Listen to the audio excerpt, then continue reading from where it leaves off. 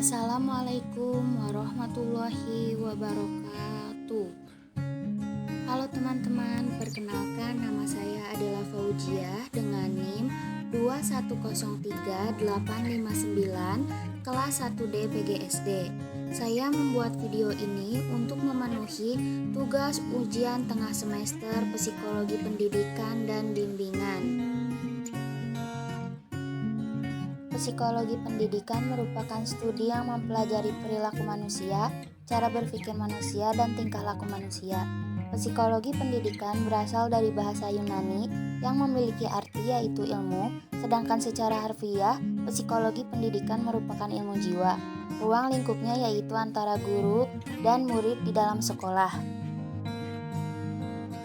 Perkembangan psikologi dimulai awal abad ke-18, berbagai aliran psikologi mulai berkembang dan khusus mempelajari macam-macam perilaku pada manusia maupun hewan, serta proses belajar melalui teori-teori seperti behaviorisme, praktek dalam pendidikan, dan teori lainnya. Teori-teori pendekatan dalam psikologi pendidikan, pendekatan filosofis, proses pemikiran bahkan bisa bersumber dari individu yang religius yang tentunya berkaitan dengan jiwa seseorang.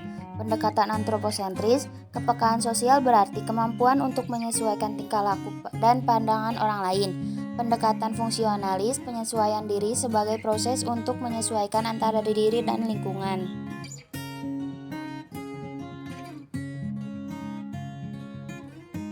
Aspek-aspek perkembangan anak, fisik dan motorik. Anak dapat menggerakkan anggota tubuhnya dengan baik, merangkak, dan berjalan. Kognitif, anak dapat memahami sesuatu dengan mudah dan dapat mengingat dengan baik. Bahasa, anak dapat berkomunikasi dan kemampuan bahasanya semakin membaik. Sosial dan emosional, anak dapat berinteraksi dan beradaptasi dengan lingkungan sekitar. Tugas perkembangan anak, mengembangkan sikap terhadap kelompok sosial, belajar mengadakan hubungan baik dan buruk, mengembangkan keterampilan-keterampilan dasar untuk membaca, menulis, dan berhitung, mencapai keberhasilan pribadi.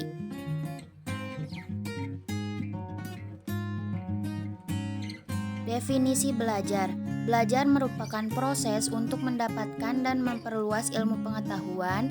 Melalui belajar, tingkah laku akan dibentuk dengan praktek pelatihan dan pengajaran. Ragam pendekatan belajar. 1. Pendekatan kontekstual, yaitu guru dapat meningkatkan pengetahuan dari pembelajaran dan menggunakan praktek di kehidupan sehari-hari. 2. Pendekatan konstruktivisme, yaitu guru dapat membangun dan mengarahkan agar siswa dapat menghafal, mengingat, dan memahami sebuah informasi dalam jangka waktu yang sangat panjang.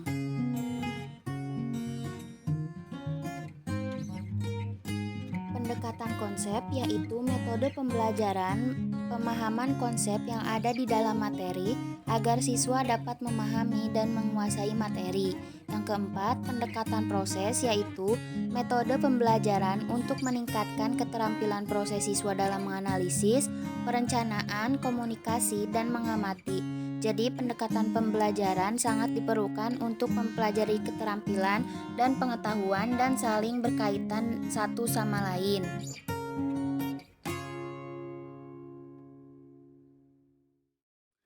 Teori-teori belajar. Teori behavioristik. Dilihat dari hasil dapat diukur dan diamati agar terciptanya perilaku yang diharapkan dari pelatihan. Teori kognitif. Siswa dituntut untuk mandiri dan guru tidak hanya sebagai sumber utama dalam memperoleh suatu pengetahuan. Teori belajar sosial, anak belajar melalui pandangannya terhadap perilaku orang lain, sekaligus pembentukan karakter pada anak. Teori belajar humanistik, yaitu di mana anak dapat mempelajari lingkungan sekitar dan dirinya sendiri.